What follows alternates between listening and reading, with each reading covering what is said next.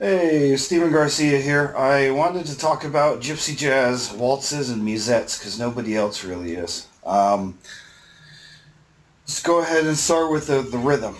As we all know, waltz is 1 2 3 1 2 3 1 2 3 1 2 3. It's in 3/4 timing. For a Gypsy Jazz waltz or a musette, it would go a 1 2 3, a 1 2 3, a 1 2 3. So you'd add that upswing, the Le Pompe upswing, when you're doing the 1. A 1 2 3, a 1 2 3, a 1 2 3, a 1 2 3. If a chord goes more than one bar, so if it's 2 bars of D minor, it would rotate between the root and the 5th. So it would sound something like this.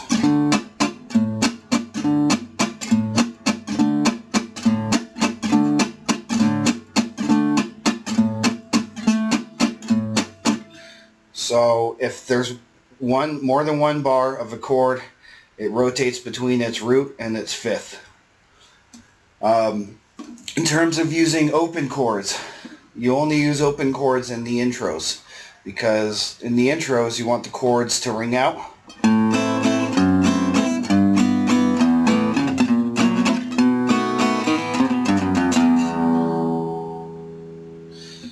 But when you get to the actual verse, or you're playing through the form, you don't want to use those open chords. You want the sound to be nice, tight, and crisp, and the only way to do that is to play closed voicings. So for your minor, if the root is on the 5th, knowing that your 5th is the same fret but a string down. If you're playing dominant chords, for a dominant chord, you're going to need to play a voicing like this. So that way you can get the root and the 5th action.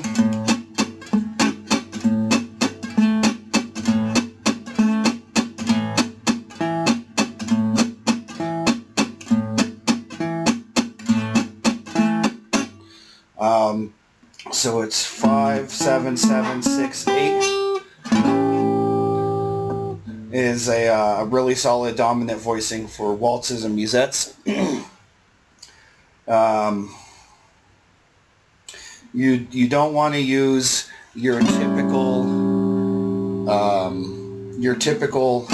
voicing, because there's a missing note right there. So you want to use kind of more closed voicings like that.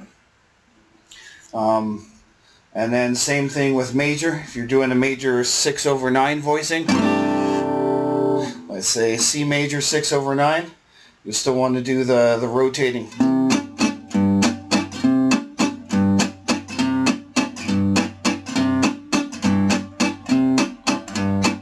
Okay, so open chords in the intro, closed voicings through the form to get a nice tight sound, and learning voicings, thumb over voicings. This is where it comes in handy.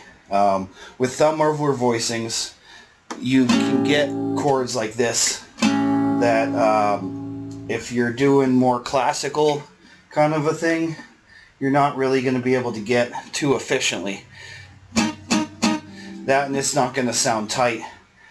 Same thing if even for your major and your minor, your basic bar chord. You're not going to get as tight of a sound like that versus this, because you can mute this the 6th string when you're going to the 5th.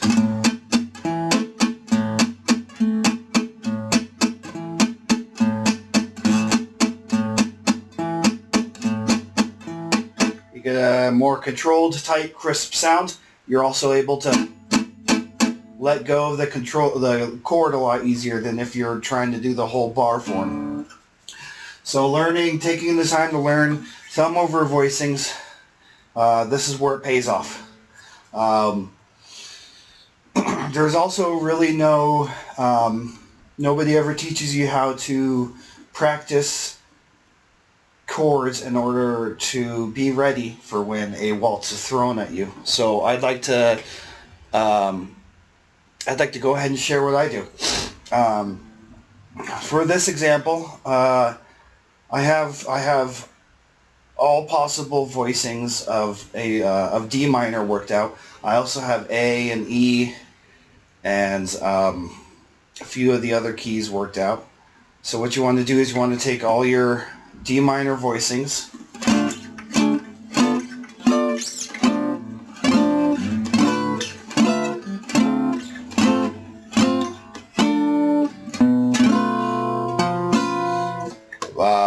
including for D minor 6, the enharmonic equivalent is B minor 7 flat 5. So you also want to know your B minor 7 flat 5.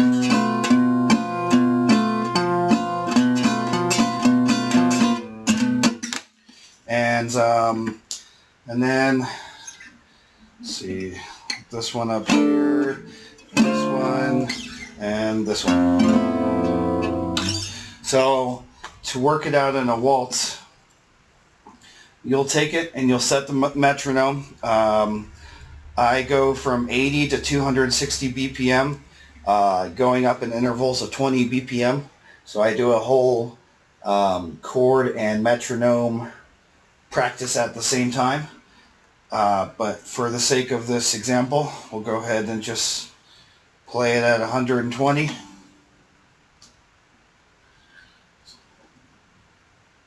Or actually, let's do 140. So you said it's a 1, 2, 3, and the strong beat on the 1. 1, 2, 3, 1, 2, 3, 1, 2, 3, 1, 2, 3, and then you work through your chords.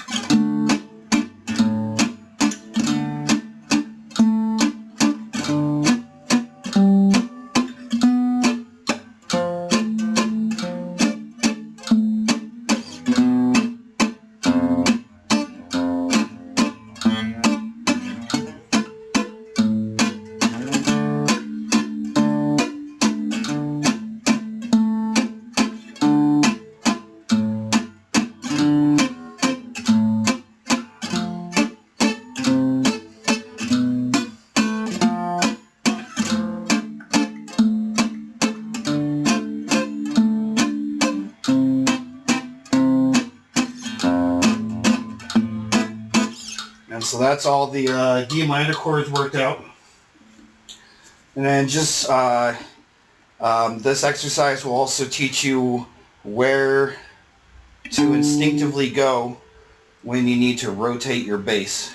So you know whether it's a fifth, whether it's a fifth or whether it's a third,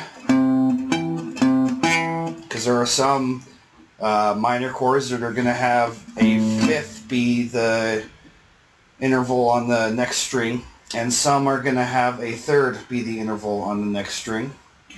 Let's say like this. This is a D minor with a F in the bass.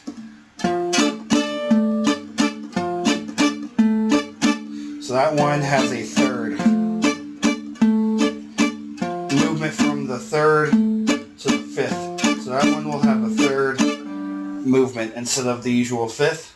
And then also watch out for your B minor 7 flat 5, because the minor 7 flat 5s will have the flat 5 interval, and you'll need to hit that.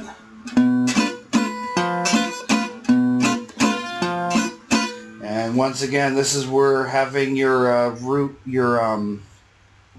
thumb over voicings is going to be handy, because if you don't do the thumb over voicing, you have no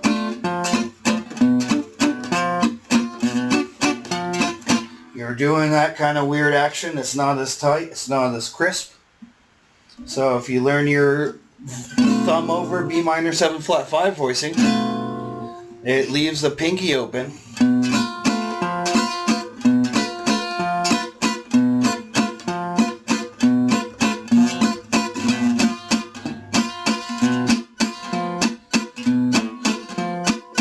To hit that flat 5 right there.